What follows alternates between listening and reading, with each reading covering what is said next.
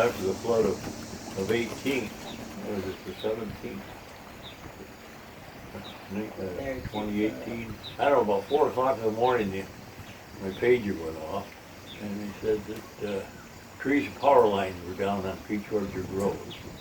So at that point, it was pouring rain, and you know, the highway was water covered, covered with debris.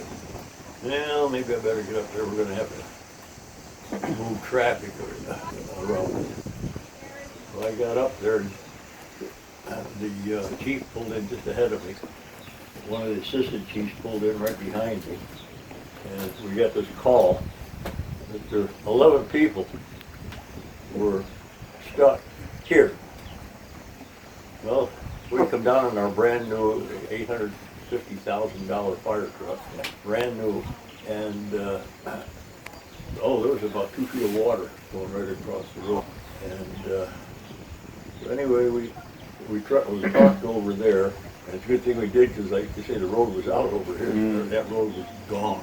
Yeah. And we got them out. In the meantime, I saw that there's a couple and a teenager were in the little cottage over here, and they were packing up. And I said, I bet they're trying to leave. And I went over and I told her that even if you could get up the hill, we had trouble coming down in the end. We had to stop a couple of times just to clear debris out of the way. I said, I don't think you can even make it up the hill, but if you do, the roads are washed out in either direction you want to go.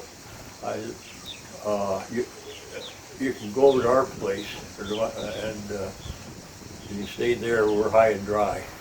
And so I called the wife and got her out of bed, told her to turn on the porch light. So they got over there, and they were there for a while. Then they, from there over the other point, they wanted everybody to evacuate. And of course, a lot of people over the trailer park couldn't get out because the bridge wasn't washed out, but the approaches were. And of course, they couldn't get. There's no. You can walk up, but you're not going to drive up. So anyway, they called for evacuation. The wife, somebody else, they went up to the firehouse. I went up there a little while later, and there must have been 40, 50 people up there. And I was wandering around wondering what to do. You know, I'm hungry. I hadn't had breakfast. This was like 10 o'clock. So I got a grill going, got out some pancake mix. We just had a breakfast up there, so we had everything there we needed. So I got some pancakes going and some eggs, and had some sausage. We had up syrup and bread, and made some coffee, and people were lined up to get something to eat.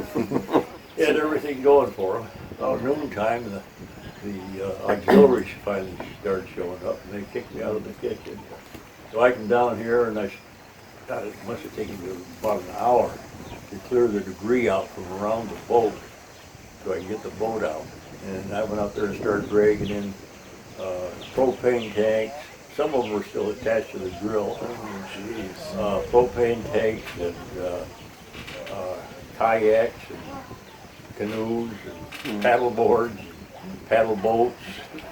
I had a whole beach full of that stuff. And we just remodeled the firehouse, and I guess they decided to make that the headquarters for the recovery system. Everybody was up there. I mean, the county, the state, the federal government. I don't know, I guess the phone company was up there. Although we never lost power. I guess they did. I guess the small areas up on the hill did, but we never did down here. It comes from the south, and there's a fuse right there on that pole by my house.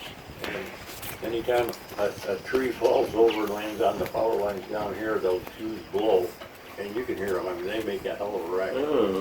Yeah. Oh, you know. You know.